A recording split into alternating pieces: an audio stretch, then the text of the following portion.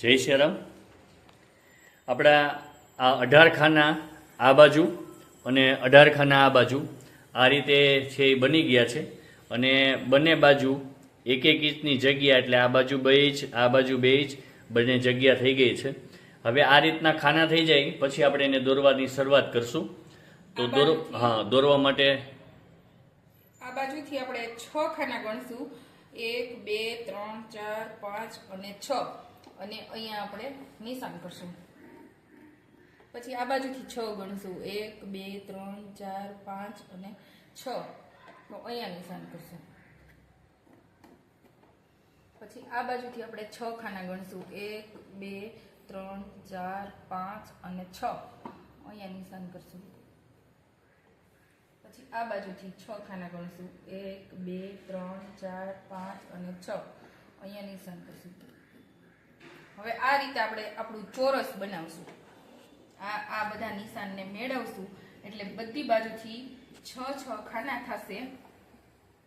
એનું આપણે એક ચોરસ તૈયાર કરશું.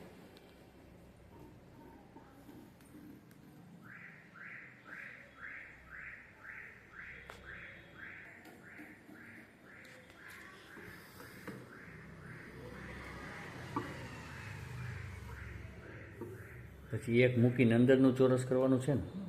હે હવે આ લઉં છું. હવે બોલજે કે આ ચોરસ થઈ ગયું છે. હવે આ હવે રીતે આ એક ખાનું મૂકી અને પાછું ચોરસ તૈયાર. આ રીતે આપણું ચોરસ છે એ તૈયાર થઈ ગયું છે અને એ ચોરસ છે એ કુલ 6 ખાનાનું છે. 1 2 3 4 5 અને 6. હવે એની અંદર આપણે પાછું 4 ખાનાનું ચોરસ તૈયાર કરશું.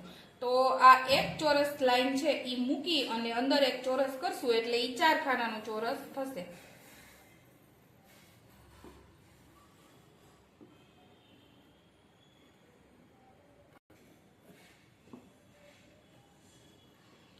આ રીતે આપણે ચોરસ 2 ખાના છે એ તૈયાર કર્યા છે. હવે આગળ આ જે ચોરસ છે એના જે આ ખૂણા છે એના ખૂણાથી આપણે અહીંયા ચોરસ દોરવાની શરૂઆત કરશું. તો 5 ચોરસ ખાના આપણે આ રીતે તૈયાર કરવાના છે. આ એક, હવે એના ખૂણાથી બીજું,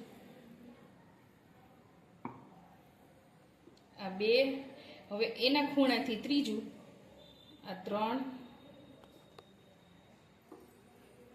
અને એના ખૂણાથી ચોથું. ચારે બાજુ આપણે આ કરવાના રહેશે ને. હા,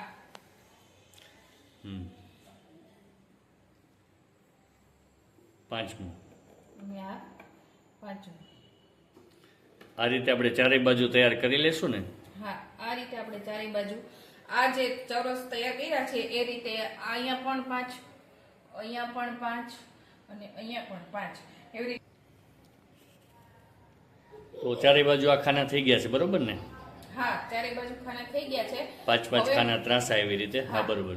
હવે આપણે આ જે ચોરસ બનાવ્યું છે ઈ ચોરસને ધ્યાનમાં રાખી આ 6 ખાનાનું ચોરસ છે એમાંથી બંને સાઈડ 2 ખાના મૂકી અને વચ્ચેના 2 ખાના છે એમાં આપણે આ રીતના ખાના તૈયાર કરશું અને પગથિયા પેટર્ન કરશું. એક ઊભો લીટો, પછી એક આડો લીટો, વળી પાછો ઊભો લીટો, વળી પાછો આડો લીટો.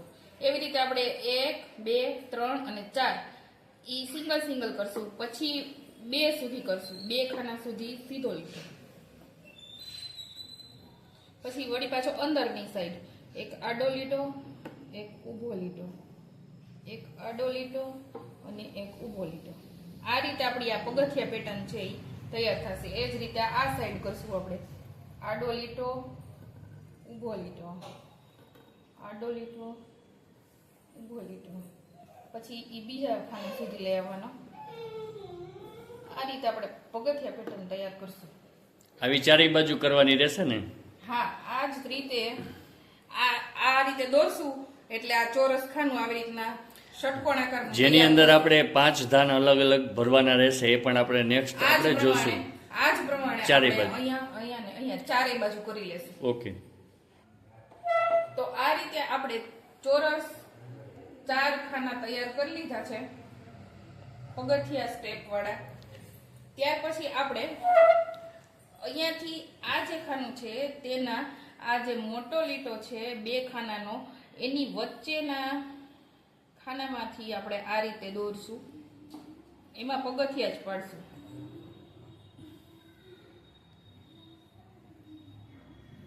છેલ્લા ખાના જે પેટર્ન બને છે તેમાં રક્તધાન એટલે લાલ કલરનું ધાન એટલે જેને આપણે આ ઘઉંનો રીતે ઉપયોગ કરીએ છીએ, બરોબર આ છે. જે પેટર્ન છે એની સાથે જોડાય એ રીતના આ પેટર્ન તૈયાર કરવાની છે. ઓકે, નીચે કેટલા ખાના છે, ઉપર કેટલા? એટલે આમાં સ્ટેપ પડશે. નીચે 5 ખાના આવશે, એની ઉપર 3 ને એની ઉપર 1. બરોબર છે. આવું ચારે બાજુ આ ખાના. રીતે આપણે 2 સાઈડ આ થશે, 2 સાઈડ આ થશે, 2 સાઈડ આ અને 2 સાઈડ આ. ઓકે, ત્યાં આ જ દોરી પેટર્ન દઈશું. થશે. હા. સર્વોદભદ્ર ચક્ર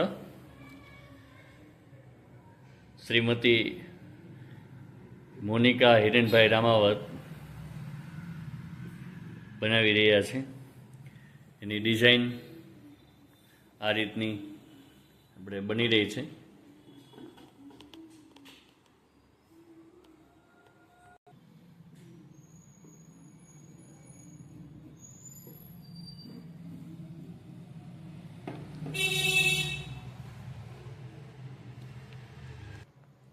તો આ રીતે આપણું સર્વોદભદ્ર ચક્ર છે એ આખું તૈયાર થઈ ગયું છે.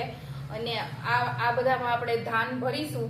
અને સાઈડમાં આ જે 2 રાખેલી છે, 1 ઇંચના 2 ખાના જે રાખેલા છે એમાં આપણે આ ચોરસ ખાના છે એ દોરીશું નહીં. અને ઈ આખી આ રીતના જ રાખશું. 1 આ અને 1 આ. બધું આ દોરવાનું 18 ખાનામાં જ થશે, બરોબર ને? આ 18 ખાનાની અંદર જ આ બધી ડિઝાઇન બનાવવાની થશે. આ 2 લાઈન એમને આખી ચોરસ જ પટ્ટી રાખવાની થશે.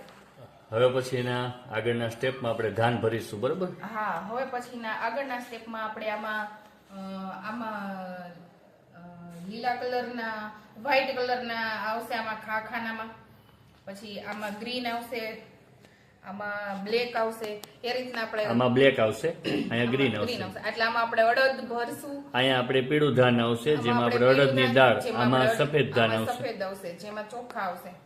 બરોબર. આમાં લાલ ધાન આવશે, જેમાં આપણે ઘઉં ભરીશું. ઓકે. જય સિયારામ.